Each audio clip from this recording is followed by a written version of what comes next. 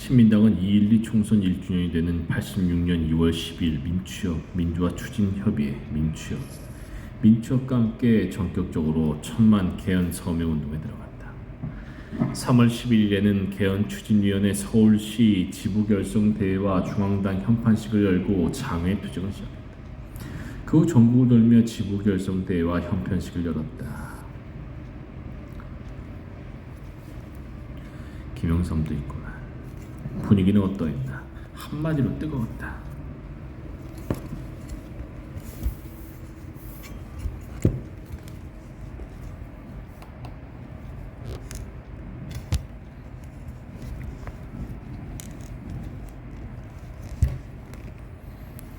개헌 열기는 3월 23일 부산에서 열린 개헌추진위원회 부산지부 결성대회와 현판식 때부터 끌어올라서 3월 30일 광주에서 열린 지부결성대회는 현판식에서 절정에 달했다. 부산지부 결성대회 때에도 수만 명이 모였지만 광주에서는 구름 모이듯 당연히 그랬겠지. 시민들이 모여들었다. 광주 항쟁 이후 최대 인파가 모였는데 80년 5월을 상징하는 전남도청 앞 분수대에서 광주은행까지 충장로의 6차선 도로 500m를 빼곡히 메운 가운데 지부결성대회 및 현판식이 열렸다. 혹시라도 불상사가 일어날까봐 야당이 황급히 집회를 마무리할 정도였다. 그 집회에서는 민주헌법 쟁취와 군사독재 퇴진을 주장하는 목소리가 힘차게 터져나왔다. 그 뜨거운 열기를 민통년 가맹단체인 전남민주청년운동연합 전청년에서 이어받아 신민당 집회 이후 야간까지 시위를 계속했다. 86년 5월 31일 개헌추진위원회 전북 지부결성대회에서 시민들이 군사독재 퇴진을 요구하며 시위를 벌이고 있다. 광주의 열기는 제야운동권뿐만 아니라 학생운동권, 노동운동권에도 아주 큰 영향을 끼쳤다. 부산, 광주에 이어 4월 5일에 열린 신민당의 대구 개헌 집회도 뜨거웠다. 그런데 이 집회 바로 이때부터 대구 경북의 민통년 간부들이 다른 민통년 가맹단체들과 함께 신민당과 별도의 집회를 열고 체류탄이 난무하는 가운데 거리 투쟁을 전개했다. 신민당과 제야 민주화운동 세력이 분리되기 시작한 것이다. 신민당과 제야 민주화운동 세력의 분리. 그 후 야당이 대전 4월 19일, 청주 4월 27일에서 연 개헌 집회에서도 민통년 독자적인 투쟁을 전개했다. 민통년의 독자성, 신민당과 분리된 거야. 개헌 투쟁에는 개신교와 천주교도 참여했다. 대학 교수도 시국선언 연대로 개헌 투쟁에 나섰다. 개헌 투쟁, 시국선언. 3월 28일 고려대 교수 시국선언을 시작으로 한신대, 성균관대, 서울대 등 여러 대학이 퍼졌다. 5월 15일까지 서울과 지방의 29개, 29개 대학에서 교수 783명이 참여했다. 반제 투쟁론의 무산과 이재호, 김세진의 죽음. 학생운동 쪽 분위기는 그것과는 또 다르지 않았나. 학생운동이 달랐구나. 학생운동 쪽 분위기. 전국이 이처럼 개헌 열기에 뒤덮여 있을 때 일부 학생운동권에서 반제국주의 투쟁론이 부상했다. 반제 투쟁 주장을 담은 한 팜플릿 말미에 미국에 대해 불타는 적개심을 갖지 않은 사람은 운동을 할 생각을 하지 말라. 그 돼 있어서 큰 파문을 일으켰다. 반제 투쟁론은 기본적으로 한국 현대사를 미제와 한국 민중 간의 투쟁의 역사로 인식했다. 따라서 군사독재 반대 투쟁의 수준을 넘어 반미 투쟁을 벌여야 한다는 주장이었다. 반제 투쟁론 계열의 학생운동 세력은 부산 미국 문화원 방화 사건 4주년을 맞은 86년 3월 18일 학생들 앞에 모습을 드러냈다. 부산 미국 문화원 방화 사건, 부미방의 정신을 계승한다는 의미에서 그렇게 한 것이다. 이날 이 세력은 서울대에서 반전, 반핵, 평화옹호 투쟁위원회 반전 반핵 투의를 발족했다. 위원장은 이재호였다. 비가 쏟아지는 가운데 이재호가 반전 반핵 양키 고 홈 등을 선창하여 학생들이 따라 외쳤다. 그 하나하나가 당시 기성세대에게 굉장히 충격적이었다. 그로부터 11일이 지난 3월 29일 서울대에서 구국학생연맹 9학년이 비밀리에 조직됐다. 4월이 되자 반미 자주와 반파쇼 민주화 투쟁위원회 자민투가 발족했고 자민투 기간지로 해방선언이 나왔다. 9학년은 비밀 조직이었는데 공개적인 투쟁 기구로 자민투를 띄운 것이었다. 이들은 학생 400여 명과 함께 4월 28일 서울 신림 사거리에 모였다. 반전 방액, 투이, 위원장 이재호와 서울대 자연대 학생회장 김세진이 3층 건물 옥상에서 양키의 용병교육 전방 입소 결사 반대를 선창하자 도로에 있던 학생들이 따라 외쳤다. 야, 서울 신림 사거리 이게 가야 쇼핑 아닌가 여기가? 내가 언제야? 내가 86년이구나. 87한 거지. 1년 전에 80. 도로에 있던 학생들이 따라 외쳤다. 이때 경찰들이 학생들을 구타하며 연행했다. 경찰은 옥상에 있던 이재호, 김세진도 연행하려 했다. 이재호와 김세진은 온몸에 신호를 뿌리고 경찰에게 가까이 오면 분신하겠다고 소리쳤다. 그러나 경찰은 두 학생에게 갈려들었다. 두 학생은 몸에 불을 붙이고 구호를 외치다 처절하게 쓰러졌다. 김세진은 5월 3일, 김재호는 5월 26일 끝내 숨을 졌다. 이게 가야 쇼핑입니다. 박정희 정권은 군사교육을 대학의 정규 과목으로 만들었다. 사회 전반을 평형화하기 위한 조치의 일환이었다. 1969년부터 남자 대학생은 정규 과목이 된 교련교육을 받아야 했고 70년 2학기 때부터는 여학생도 교련교육 대상이 된다. 군사교육, 사회 전반의 평형화. 박정희 정권은 70년 12월 대학생은 4년간 711시간의 교련교육을 받아야 하며 현역 군인을 대학에 배치해 군사교육을 실시하겠다고 발표해 거센 반발을 자초했다. 711시간은 4년간 전체 수업시간의 약 20%에 달한다. 왜 이래?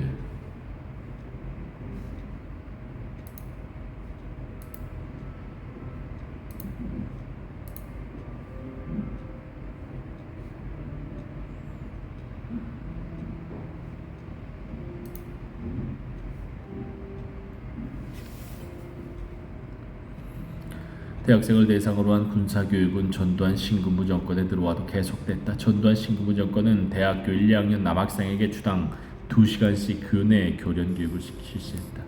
그에 대해 1학년 학생은 병영 집체 교육을, 2학년 학생은 전방 입소 교육을 받도록 했다. 전방 입소 교육까지 받고 교련 학점을 취득하여 군복무 기간을 90일 줄여주는 회유책도 썼다. 군복무 기간 단축은 군사교육에 대한 반발을 감안해 정권 차원에서 내민 당근이었지만 다른 한편으론 대학생 출신 병사들과 이 시기에 다수를 차지하는 비대학생 출신 대학 병사들의 갈등을 불러일으킬 수 있는 요소이기도 했다.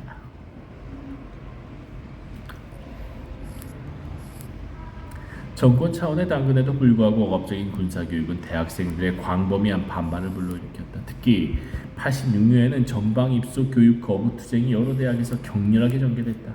대학생에 대한 군사교육은 6월 항쟁 이후인 89년 1학기 때부터 전면 폐지된다. 반제 투쟁론에 대해 야권이나 제야 쪽에서는 어떤 반응을 보였나? 반제 투쟁론. 이 가야 쇼핑 같은데. 반제 투쟁론.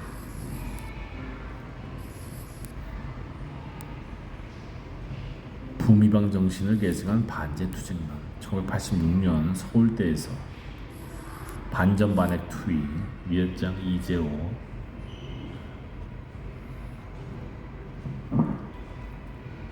신림 사거리 자연대 학생회장 김세진, 이재호 김세진이 신림 사거리에서 분신한 다음 날인 4월 29일 민주화를 위한 국민연락기구 민국련에 속해 있는 이민우 신민당 총재, 김대중 민추혁 공동의장, 문익환 민통령 의장 등은 학생들의 민주화 투쟁은 지지하지만 반미 반핵, 민족 자주화 투쟁은 지지하지 못한다고 선언했다. 반미 반핵. 이민우는 말할 것도 없고 김대중도 그런 반미 투쟁은 있을 수 없다고, 있어서는 안 된다고 생각했을 것이다. 김세진, 이재호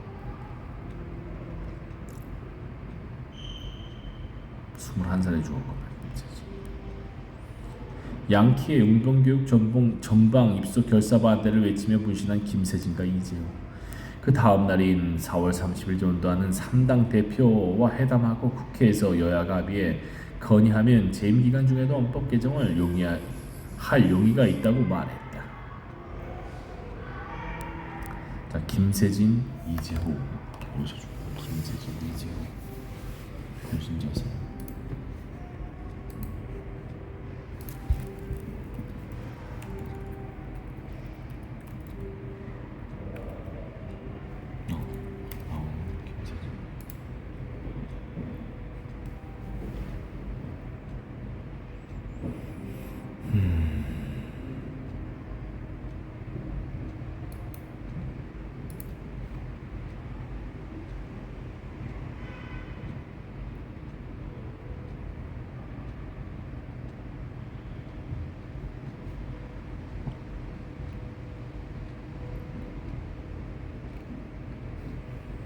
가야 쇼핑 아닌가?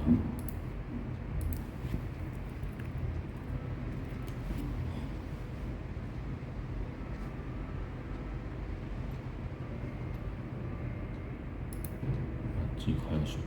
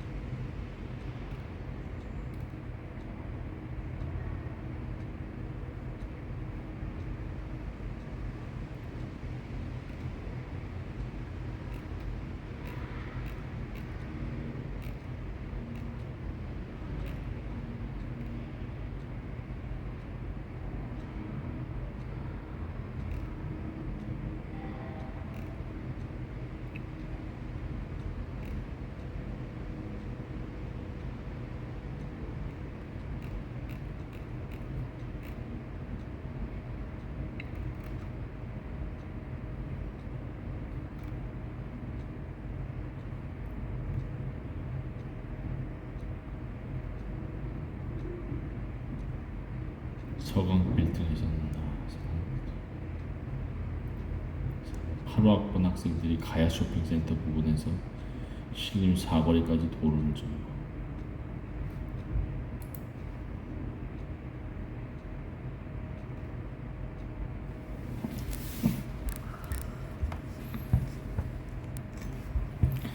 헌법 개정을 할 용의가 있다고 말했다. 자기 임기 내에 여야가 합의해서 개헌하면 그것에 동의하겠다고 나온 것이다.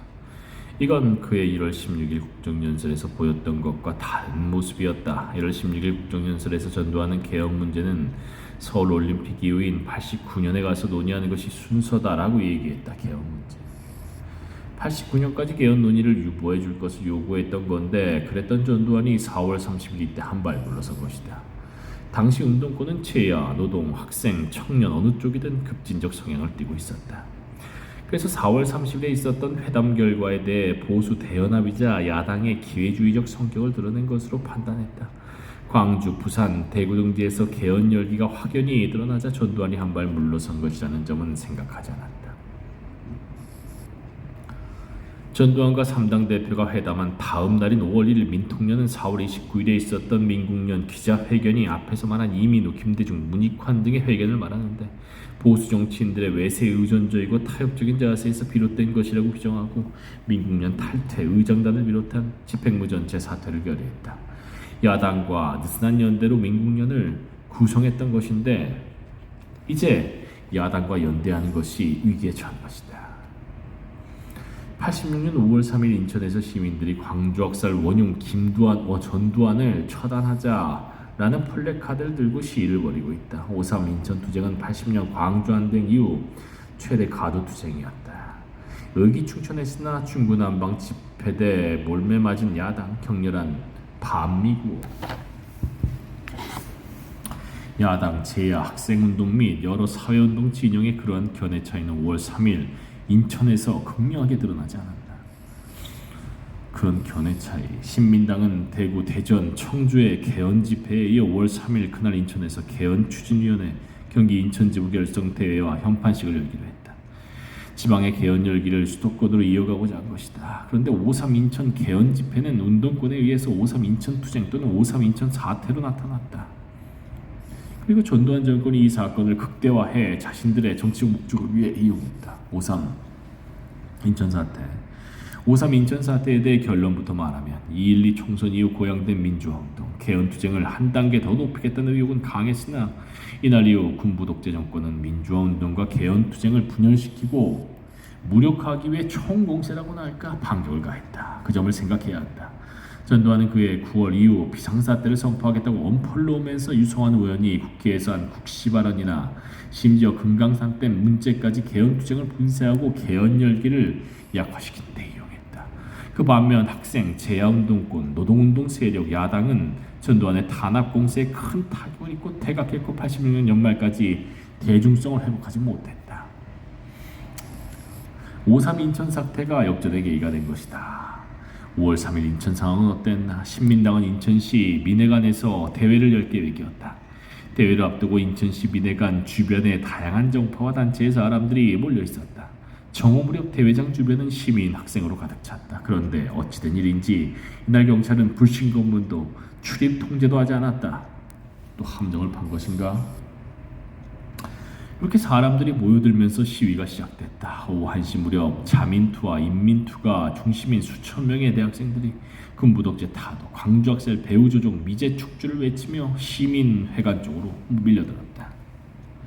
시민회관 앞 사거리에서는 수만 명, 경찰 추산 5천여 명의 학생과 노동자와 시민이 경찰과 공방전을 벌였다. 73개 중대 1만여 명의 경찰은 백골단을 앞세우고 최루탄을 퍼부었다. 시위대가 보도블록과 화염병으로 무장하고 민정당 지부당사와 경찰차 3대를 불태우며 경찰에 맞섰다. 여러 단체 정파가 각기 따로 자기 자리를 만들어 한 자리씩 차지하고 연설과 시위를 했다. 정작 이날 대회를 주관하는 신민당의 지도부는 운동권 시위에 밀려 대회장에 접근조차 하지 못했다. 대회장인 시민회관 안에 운집했던 시민들은 학생 측에서 최루탄을 터뜨려 쫓겨난 형국이 되었고, 각 단체의 개별적인 투쟁으로 시민들은 어디로 가야 할지 어떻게 해야 할지 모르고 방황하다가 흩어졌으며, 끝까지 남은 시민들은 오후 5시경 경찰의 최루탄 발사로 흩어졌다. 분열됐구만 운동이. 여러 운동 세력은 각각 따로 자기 집회를 열었을 뿐만 아니라 외친 구호도 제각기 달랐다. 이날 배포된 유인물 종류만 50종 정도일 만큼 다양한 주장이 나왔다. 학생단체건 노동단체건 제각기 다른 주장을 펼쳤다. 민통년은 군부독재 타도하고 민주족부 수립하자고 외쳤고, 민청년, 민주화운동, 청년연합의 경우 민통년 산하단체인데도 신민당과 민통년의 제의를 비판하고 헌법 제정 민중회의를 수집하자고 외쳤다. 신민당과 민통년의 제의. 신민당도 신뢰하지 않은 거야? 손으로는 인천을 해방구로 속지 말자 신민당, 몰아내지 않기놈이 주된 구호였다. 5.3 인천 집회에서는 전두환 신금은 못지않게 김영삼, 김대중이 이끄는 야당이 그야말로 몰매를 맞았다. 김대중, 김영삼 야당. 신민당은 미국의 도움 없이는 정권 장악이 불가능하다고 생각하고 전두환 정권과 보수 대연합을 꾀하는 기회주의 세력으로 매도당했다. 신민당의 개헌 서명 운동과 각 지부 결성 대회도 비난을 받았다. 그것보다도 일반 대중과 야당, 기존 언론을 깜짝 놀라게 한 건 격렬한 반미구였다.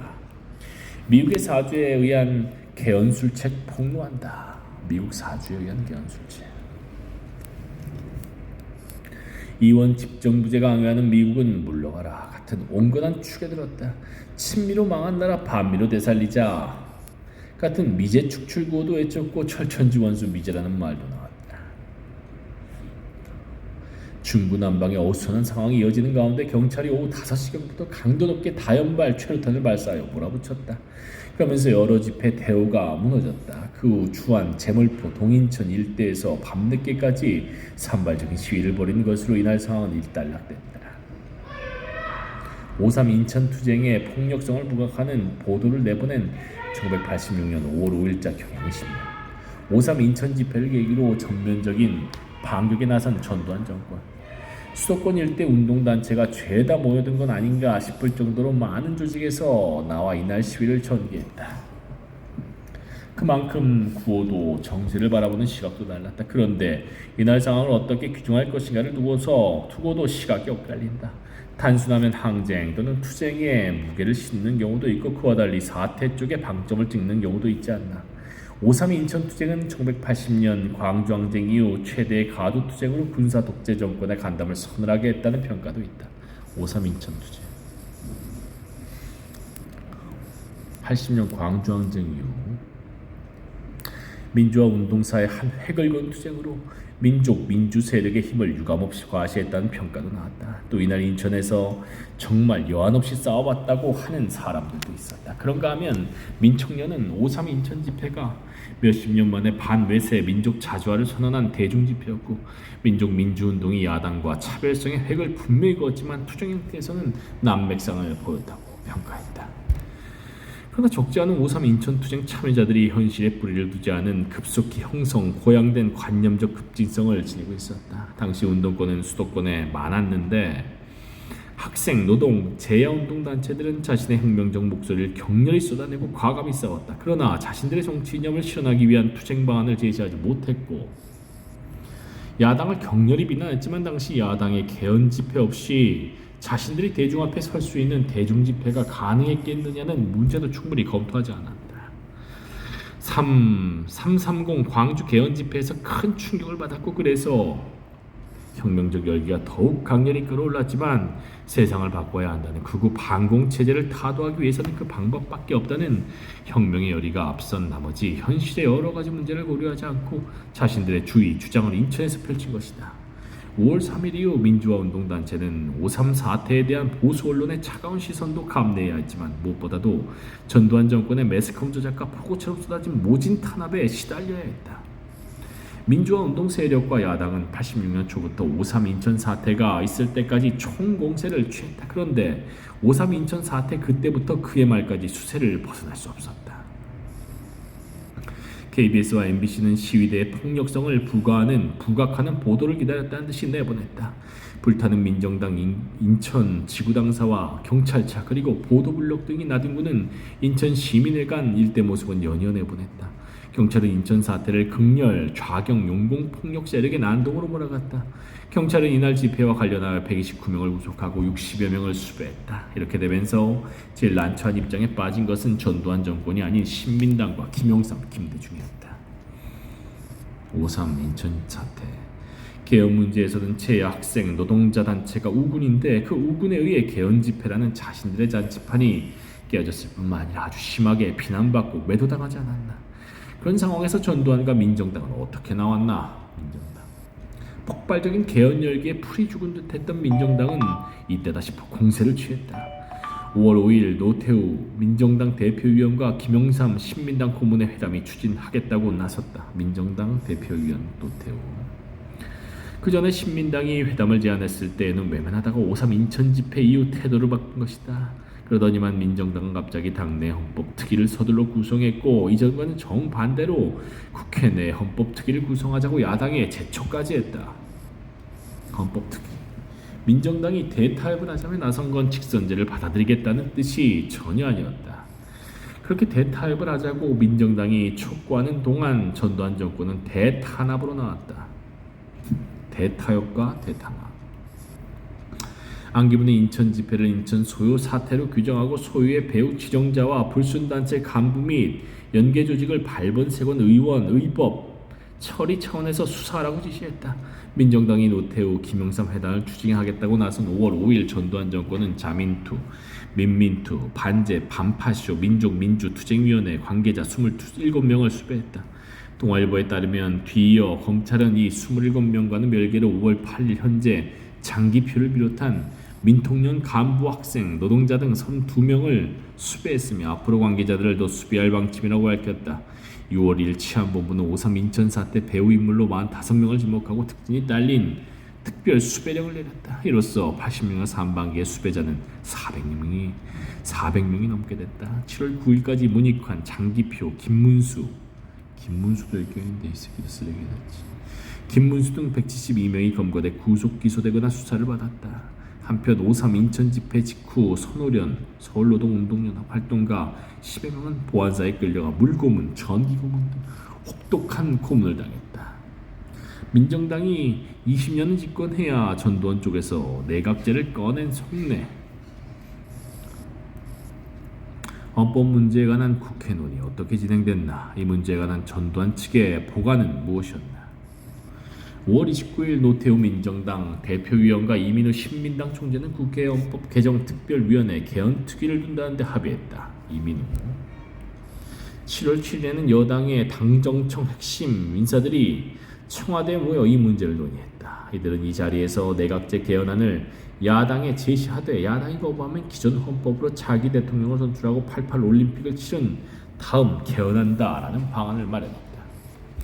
그렇지만 야당이 내각제 개헌안을 받아들일 리만 안 보였다. 따라서 5.3 인천 집회 이후 민정당이 야당에 재촉해 구성한 개헌특위는 아무 쓸모가 없다는 것이 명백하게 드러나게 된다. 7월 7일 회의가 끝난 후 전두환은 타결이 안 된다는 전제로 준비하라. 더 이상 타협이 어렵다고 판단하는 시기가 중요하다면서 호언 논리는 자신이 제시하겠다고 말했다. 전두환 정권 쪽에서 제시한 방안으로는 타협이 이루어지지 않을 것이라는 점은 분명했다. 따라서 직선제를 거부하는 호원 조치를 시기를 봐서 자신이 취하겠다는 얘기였다. 87년에 전두환이 발표한 4.13 호원 조치는 이미 이때 전두환의 마음속에 다 들어있었다. 그전에도 전두환은 똑같은 생각을 하고 있었지만 개헌열기가 고조되자 4월 30일에 조금 양보를 한 것이고, 그러면서 5.3 이후에 국회에 개헌특위가 구성되고 그랬던 것이다. 민정당이 내각제를 주장한 건 이승만 정권 말기에 한때 자유당 간부가 대통령의 권한이 강화된 내각제를 주장했던 것과 그 의도가 비슷했다. 내각제면 대통령 권한이 약화되는 거 아닌가?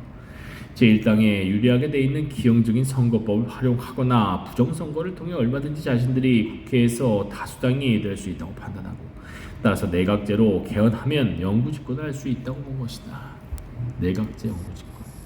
7월 7일 이날 전두환은 이런 얘기도 했다. 민정당이 20년은 집권해야 한다.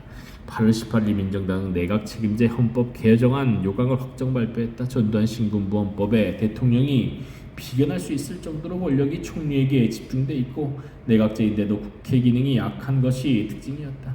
변형된 대통령제라고 한 신문이 평했는데 그 말 그대로였다. 변형된 대통령제. 지금까지 살펴본 것처럼 처음부터 국회 개헌특위는 성과를 거둘 수 없었다. 9월 29일 이민우와 김영삼, 김대중은 회합을 갖고 국회 개헌 특위 활동을 중단하기로 결정했다. 전체를 포괄하는 용어로 5.3 사태가 적절. 5월 3일 인천 집회 이후 전두환 정권의 강도 높은 공세 등 달라진 상황을 살펴봤다.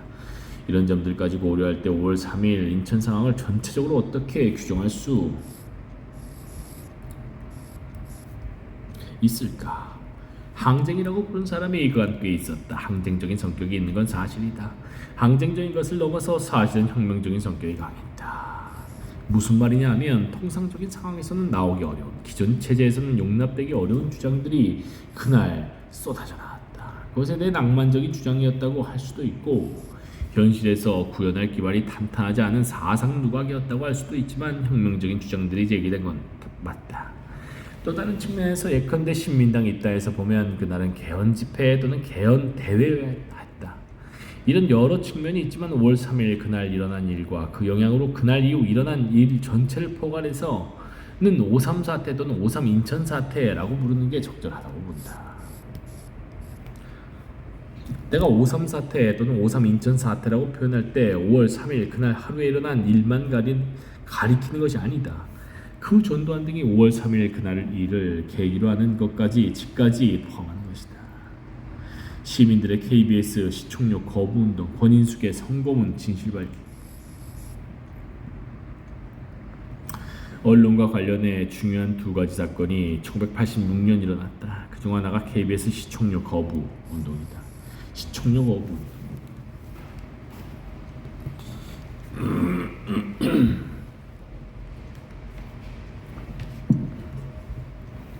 아울러 이에는 독재 정권이 어떤 정권인지 그 밑바닥을 다시 한번 여실히 보여준 선거문 사건도 터졌다.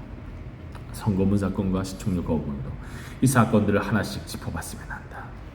86년 5월 5.3 인천 사태 이후, 특히 그해 10월 아시안게임이 끝난 후부터 전두환은 개헌 세력을 분쇄하고 개헌 열기를 잠재우기 위한 총력전을 펼쳤다.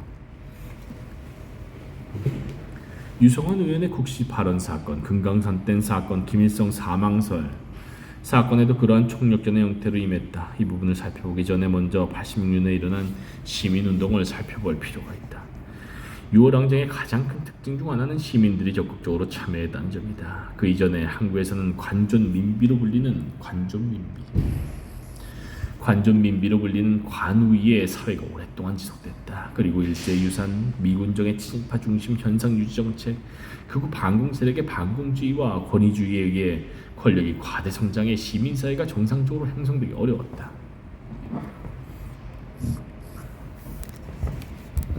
자유당 정권에서는 거의 모든 단체가 관으로부터 자유롭지 못했거나 어용 노릇을 하지 않을 수 없었다. 노동조합은 말할 것도 없고 어민단체건 교원단체건 미용사단체건 마찬가지였다. 60년 4월 혁명을 계기로 달라질 수도 있었지만 5.16 쿠데타가 1년 후에 바로 일어나면서 그 가능성이 막혀버렸다. 박정희 정권은 61년 5.16 쿠데타로 등장한 군사정부에서 1963년 말에 유사 민간인 정부로 넘어간 이후에도 대통령의 권한을 계속 강화하여 행정 독재 국가를 구축했다. 또한 중앙정법을 앞세워 정보 수집, 광범위한 사찰과 탄압을 통해 시민사회를 엄격히 감시했다.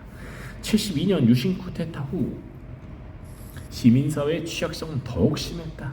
영역이 넓어지고 있던 대중문화도 권력의 통제 아래 놓였다. 그러나 85년 2.12 총선 이후 특히 86년에 들어서면서 시민사회가 조금씩 달라지고 있었다. 땡전 뉴스는 이제 그만. 시민운동에 문을 연 KBS 시청료 거부운동. 그러한 변화를 잘 보여준 사안 중 하나가 KBS 시청료 거부운동. 어떻게 전개됐나? 86년에 전개된 KBS 시청료 거부운동은 최초의 본격적인 시민운동으로 평가할 만하다. 언론 통제 강도는 박정희 유신 정권 후기에 더 셌지만 전두환 신군부도 언론 통제 정책을 강력하게 폈다. 전두환 신군부가 80년 11월 언론 통폐합을 단행하지 않았나. 그러면서 KBS가 초대형 언론 독점기관으로 성장했다. 언론 통폐합. KBS는 MBC 주식의 70%, 서울신문 주식의 99%, 연합통신 주식의 30% 등을 소유해 주요 언론기관을 통제할 수 있었다. 그러한 KBS 사장은 대통령이 직접 임명했다.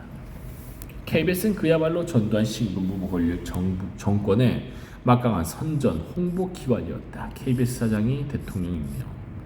다른 언론기관에 대한 KBS의 주식 보유 비율은 시기에 따라 변화를 보인다. 예컨대 KBS는 80년 말 MBC 주식의 65%를 인수하고 81년 7월 5%를 더 인수했다. 그리고 동아일보 1987년 2월 10일자에 따르면 KBS는 이 시기에 연합통신 주식의 70%를 보유했다. KBS의 여러 편파 방송 가운데 사람들의 입에 가장 많이 오르내린 것이 9시 땡전 뉴스였다. 저녁 9시에 땡 하고 울리면 전두환 대통령은 이라는 말로 뉴스가 시작돼 그런 이름이 붙었다.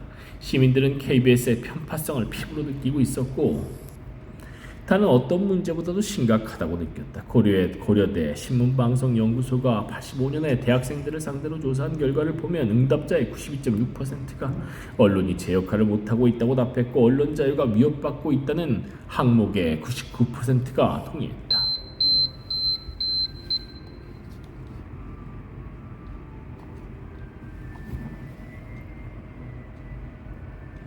여러 단체가 모여 만든 KBS TV 시청료 거부운동 자료집.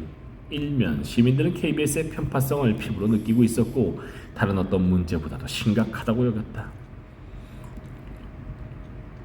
KBS 시청료 거부운동은 도시가 아니라 농촌에서 먼저 일어났다. 의외인데 도시에서 일어났을 것 같은데 80년대에 농민들이 부당 농지세 시정 투쟁을 전개했다고 지난번에 얘기했는데 80년 KBS는 농지세 문제 왜곡 보도 편파 방송을 내보내 농촌 지역에 반발을 샀다. 그러면서 85년 4월 전북 완주군 고산에서 성당과 가톨릭 농민회가 한데 뭉쳐 시청료 거부 운동을 벌였다. 이런 움직임이 있긴 했지만 시청료 거부 운동이 범시민 운동으로 전개되는 때는 1986년이다. 86년 1월 교회, 여성단체, 청년운동단체 대표들이 중심이 되어 KBS TV 시청료 거부 기독교 범국민운동본부가 발족했다. 4월에 들어와 23개 여성단체가 KBS 시청료 폐지운동 여성단체 연합을 결성하고 시청료 폐지 촉진 대회를 여는 등 이 운동은 각계로 번졌다. 천주교 쪽에서도 지지했고 문학에도 불교계도 적극 참여했다. KBS 시청료 거부 운동은 민통령, 민주통일, 민중운동연합, 민청년, 민주화 운동 청년연합 등 제야단체 학생들보다는 주로 종교단체, 여성단체, 문화단체에서 앞장서고 여기에 시민이 참여하는 방식으로 전개됐다. 이 운동은 빠르게 확산됐다. KBS에는 날마다 항의 전화가 빗발쳤다. 사람들은 너도 나도 자기 집 대문과 자동차 문에 상호 광고 편파 보도 KBS TV 시청료를 낼 수 없습니다 라는 스티커를 붙였다. 시청료 거부 운동단체에는 격려전화와 성금, 각종 우편물이 제도했다. 그 결과 86년 KBS 시청료 징수 실적은 목표액의 26.4%에 미달했고 징수율도 85년 88.2%에서 70.4%로 낮아졌다. 87년은 징수율이 더욱 낮아져 63.9%에 지나지 않았다. 인면수심 성고문 버젓이 자행한 부천경찰서 경장 문기동 유명하지 문기동. 86년에는 도대체 어떻게 이런 일이 있을 수 있나 싶은 사건도 터졌다. 부천경찰서 성고문 사건이다. 피해자 권인숙은 왜 경찰에 잡혀갔나? 권인숙. KBS 시청료 거부 운동을 벌일 때 여성단체는 KBS가 여성을 성적 대상화하고 있는 점, 광고 방송이 퇴폐적인 소비 문화를 주장하는 점에 대해 특히 강한 비판을 했다. 그것이 일반 시민의 관심을 끌었고 그러면서 시민 참여의식을 높였는데 그런 속에서 부천서 성고문 사건까지 일어나게 됐다. 이 사건은 한 여대생의 용기 있는 행동이 사회를 변화시키는데 얼마나 큰 기여를 할 수 있는지를 잘 보여주었다.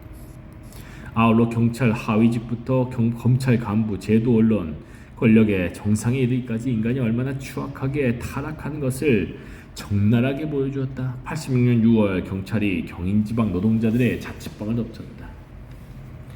6월 4일 부천에 있는 가스 배출기 제조업체에서 일하던 한 여성이 자취방에서 경찰에 끌려 나왔다. 이 여성은 서울대 의료학과에 다니던 권인숙이었는데 서울대 의료학과구나. 허명숙이라는 가명으로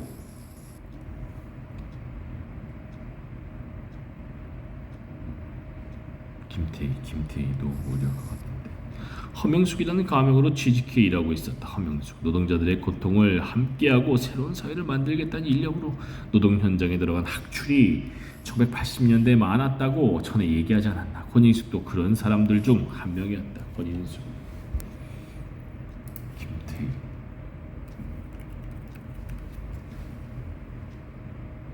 의료학 박사, 학사, 의료학 맞지? 의료학과 같은 의료학과. 권인숙도 서울대 의료학과, 김태희도 서울대 의료학과, 허명숙 많이 들어봤어. 권인숙과 같은 학출을 잡기 위해 경찰이 노동자들의 자취방을 덮친 건 아니었다. 잡으면 1계급 특권이 따르는 534대 수배자. 노동운동 쪽에서도 여러 명이 수배됐는데 그 수배자들을 체포하기 위해 이잡듯 수사를 하다가 덮친 것이다. 그러다 우연히 권인숙을 잡아버렸구나. 그렇게 해서 권인숙을 끌고 간 경찰은 권인숙이 위장 취업자라는 걸 알게 됐다. 그런데 경찰은 위장 취업 부문을 조사하는 데 그치지 않고 534대 수배자 이름을 제시하면서 이 사람 지금 어디 있느냐며 권인숙을 집요하게 추궁했다. 그 과정에서 권인숙은 부천경찰서 경장 문기동에게 끔찍한 성적 고문을 당하게 된다. 문기동. 부천서 조사실 현장, 경찰은 위장 취업 부문을 조사하는 데 그치지 않고 534대 수배자 이름을 제시하면서 권인숙을 집요하게 추궁했다. 그 과정에서 권인숙은 부천경찰서 경장 문기동에게 끔찍한 성적 고문을 당하게 된다. 수사통의 진실 알고도 성을 혁명의 도구로 이용했다 발표한 검찰.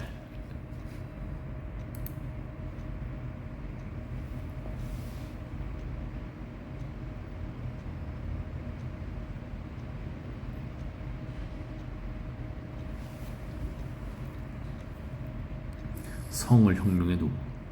있을 수 없는 일이지만 사안의 특성상 다른 경우보다 진실을 밝히기가 더 어려울 수도 있는 사건이었다. 어떻게 해서 그 실체가 드러나게 됐나. 그리고 박종철 고문 사망에 앞서 정권의 도덕성에 치명타를 입힌 이 사건에 전두환 정권은 어떻게 대응했나. 6월 16일 권인숙은 교도소로 이송됐다. 그런 일을 겪었으니 얼마나 고통스러웠겠나. 그렇지만 다시는 이런 일이 일어나지 않도록 진실을 드러내고 가해 세력과 싸우기로 결심하게 됐다. 역시 권인숙이야. 교도소에 있던 양심수 70여 명은 권인숙이 경찰서에서 어떠한 성고문을 당했는가 하는 얘기를 듣고 부천서에서 성고문을 자행한 담당 형사 문기동을 구속하라고 요구하며 무기한 단식투쟁에 들어갔다. 권인숙 본인도 단식투쟁에 돌입했다. 7월 3일 권인숙은 자신에게 성적 고문을 저지른 경장 문기동을 고소했다. 그런데 바로 이날 권인숙은 오히려 공사문서 위조 혐의 등으로 구속 기소됐다. 적반하장격으로 그 다음날 문기동은 권인숙을 명예훼손 혐의로 맞고소했다. 7월 5일 조영래를 비롯한 9명의 변호사가 야만적이고 비인간적인 만행이 제도적으로 자행되는 걸 더 이상 묵과할 수 없다면서 문기동과 부천경찰서 서장 옥봉환 등 6월을 검찰에 고발했다. 그에 앞서 부천서 성고문 사건이 알려지면서 천주교, 개신교, 여성단체, 불교단체 등에서 공동 대책위원회를 만들었다. 파문이 크게 일자 검찰은 부천서 성고문 사건에 대해 상당히 깊게 조사한 것으로 알려져 있다. 적당히 넘어간 게 아니라 문기동이 실제로 어떤 식으로 성고문을 자행했는가를 아주 상세하고 구체적으로 조사했다는 말이다. 그런데도 7월 16일 검찰 발표는 그것과 전혀 달랐다. 이건 유신시대나 전두환 시대에 특히 많이 나타났고 오늘날에도 심심찮게 보이는 현상인데 발표 내용은 조사 결과는 딴판이었다. 1986년 7월 17일자 동아일보 검찰은 이 사건에서 성적 모욕은 없었고 폭행만 있었다고 발표했다. 더 나아가 폭행 사건을 성모욕으로 날조 왜곡 혁명 투쟁을 확산하고 공권력을 무력화하려는 것으로 판단된다. 운동권 세력이 벌이는 상투적인 투쟁 수법이라고 밝혔다. 이 새끼가 문기동 아니야. 문기동. 검찰은 이 사건에서 성적 모욕은 없었고 폭행만 있었다고 발표했다. 더 나아가 검찰은 폭행 사건을 성모욕으로 날조 왜곡 혁명 투쟁을 확산하고 공권력을 무력화하려는 것으로 판단된다.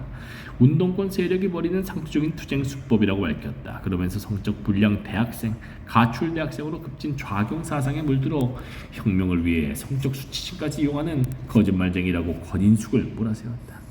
이건 적반하장도 도를 넘어선 것이고 후한무치하고 철면피하기가 그야말로 이만저만이 아닌 악의에 가득 찬 조작이었다. 바로 그런 모습을 검찰이 보여줬다. 각 신문은 검찰 발표를 그대로 옮겨 크게 보도했다.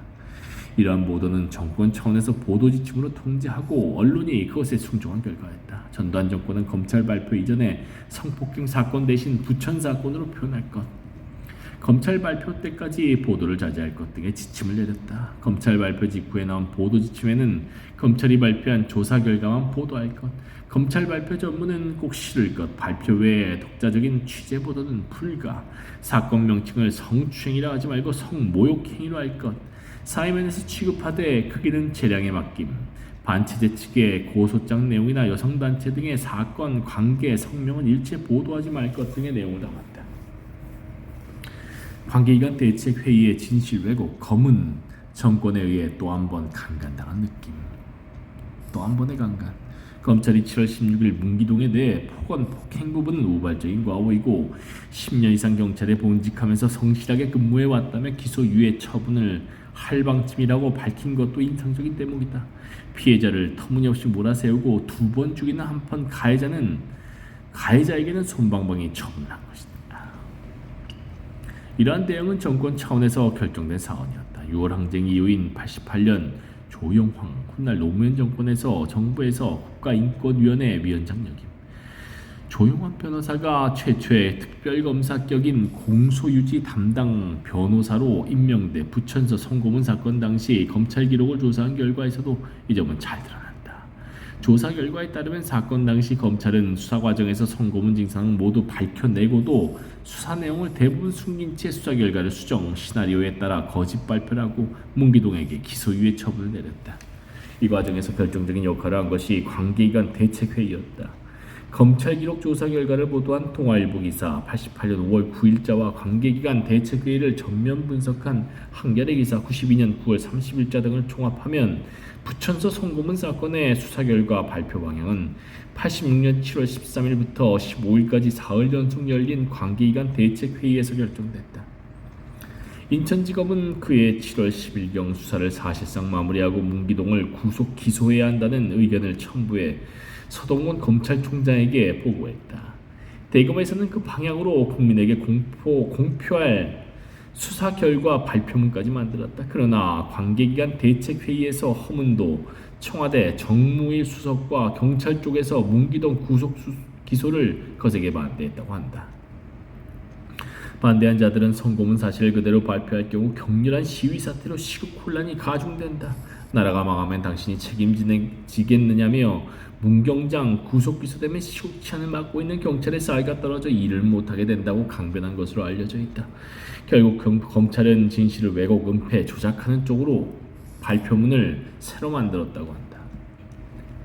이어 관련 안기부장 장세동의 진술도 눈길을 끈다. 50 비리 문서로 구치소에 수감돼 있던 1989년 장세동은 문기동 경장을 기소 유예 처분하기로 한 것은 검찰의 수사 보고를 받은 전두환 대통령이 최종 결정한 것으로 안다고 진술한 것으로 보도됐다. 이런 사실들은 전두환 정권이 어떤 식으로 이 사건에 대응했는지를 잘 보여준다. 물론 이런 과정을 거쳤다고 해서 검찰이 책임을 면할 수 있는 건 전혀 아니다. 7월 16일 검찰 발표가 있고 17일 공안당국의 분석이라는 게 각 신문에 똑같이 게재됐는데 그 다음날 조영래 9명의 변호사는 이 전대미문의 만행의 진상이 100일하에 공개되고 그 관련자들이 남김없이 의법 처단되기 전까지는 우리들 변호인단은 물론이요 이 나라의 모든 국민과 산천초모까지도 결코 잠잠하지 않을 것이라고 천명했다. 검찰 발표에 따른 변호인단의 견해 권인숙이 법정에 제출하기 위해 깜빵에서 쓴 7월 28일자 변론서에는 당시 학생들이 무엇을 고민했고 어떻게 살려고 했는지가 절절히 담겨있다. 변론서 중고등학교 선생님들은 한결같이 유신헌법을 한국적 민주주의에 도착화된 산물이라고 극구 칭찬했었고 저는 박정희가 죽을 때까지 대통령을 했으면 좋겠다고 몇 번이나 친구들과 얘기했는지 모릅니다. 대통령 서거 소식에 접해서 마치 부모님 조상이라도 난 듯이 엉엉통곡했던 것이 어쩌면 자연스러운 일이었을 것입니다. 이 땅은 한 청년이 자신의 몸을 불사르는 통렬한 고발에도 치유될 수 없을 만큼 심각하게 병들어 있었고 소위 공안당국이 의식화, 작용화되었다고 몰아치는 우리는 다만 이 땅의 아픔과 현실의 엄청난 억압과 횡포를 아는 즉 진실을 아는 사람들일 뿐이라는 것을 말입니다. 혁명을 위한 성적 수치심마저 팔아먹는 운동권의 악이 가득 찬 조작이라는 그야말로 악의에 가득 찬 조작극을 보았을 때 저는 저 검은 정권에 의해 또 한 번의 강간을 당한 느낌이었습니다. 전두환 정권이 파렴치한 모습을 계속 보이자 부천서 성고문 사건을 규탄하는 목소리가 더 거세게 터져나왔다. 7월 27일 서울 성공회 집회를 시작으로 청주, 익산, 부산, 광주, 대구에서 성고문 사건 규탄 기도회가 연이어 열렸다. 7월 28일에는 고려대 여학생 3명이 부천서 성고문 사건 발표에 항의해 인천지검 건물에 불을 질렀다. 그런가 하면 성폭행을 당한 여성들이 당당하게 가해자를 고발하는 사례가 증가했다. 여성들은 부천서 성고문 대책위원회를 중심으로 단결한 한편 다른 제야단체와 연대를 강화했다.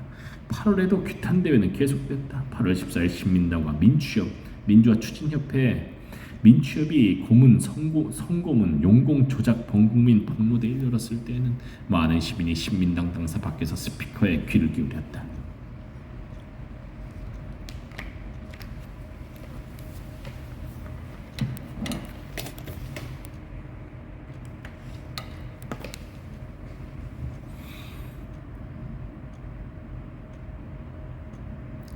이날 민주언론운동협의회는 부천서 성고문 사건 보도와 관련해 제도 언론 간부들이 당국으로부터 촌지를 받아먹은 것을 폭로 규탄하는 집회도 열었다. 늦게나마 단죄된 문기동. 그러나 검찰은 아무도 처벌받지 않았다. 재판은 어떻게 진행됐나? 이것과 관련 진실을 왜곡하고 피해자를 매도한 검찰에서 누군가 처벌을 받았다는 얘기도 들은 적이 없다.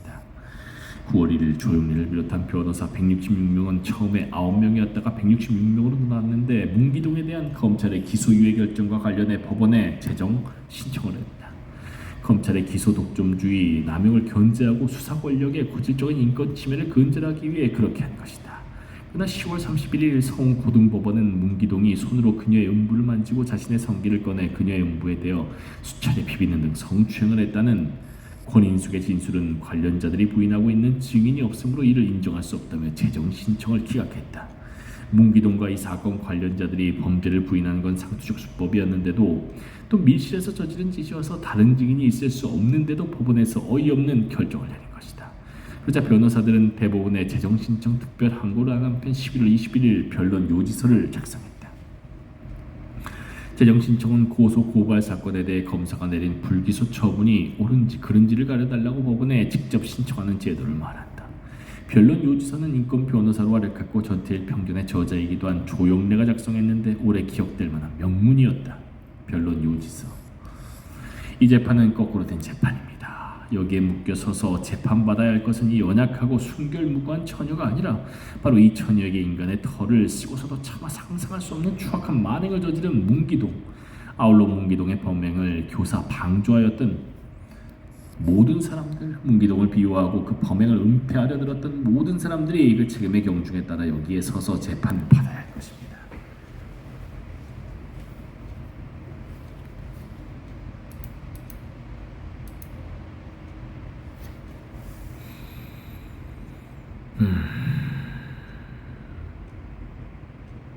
이 글의 끝은 이렇다. 진실을 밝히기 위해 권양이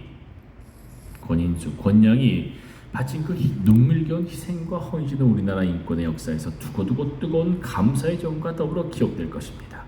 권양은 우리에게 진실의 비밀은 용기뿐이라는 교훈을 온몸으로 가르쳐 주었습니다.